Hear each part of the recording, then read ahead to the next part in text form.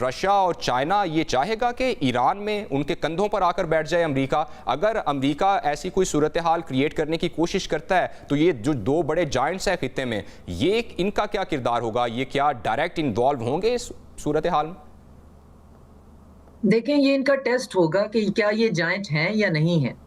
کیا چائنا اپنی نان انٹرونشنسٹ پالیسی لے کے چلتا ہے، اور کیا چائنا اسی روش پہ چلتا ہے؟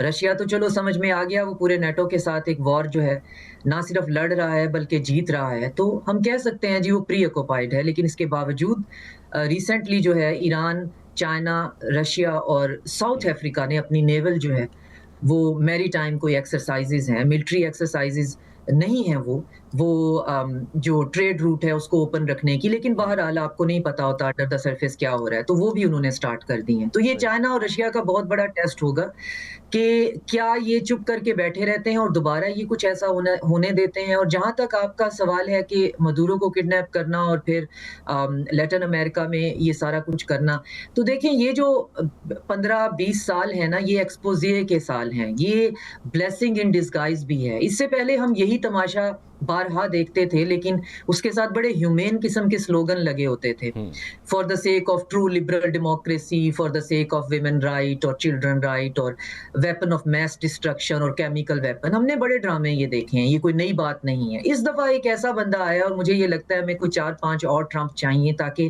ہم جیسے لوگوں کو بولنے کے لیے زیادہ ضرورت ہی نہ پڑے، جو کہ کھل کے کہہ رہا ہے جی کہ سارے تیل میرے ہیں، میں جس کو چاہوں گا، میں کسی قانون کو مانتا نہیں۔ قانون ویسے بھی وہ کوئی انٹرنیشنل لا تو ہے نہیں، وہ رول جو بیسڈ ایک آرڈر ڈھکی ہے۔ چھپی لڑائی تھی، اب وہی آپ کہہ رہی ہیں کہ اب وہ بالکل کھل کے سامنے آ گئی ہے۔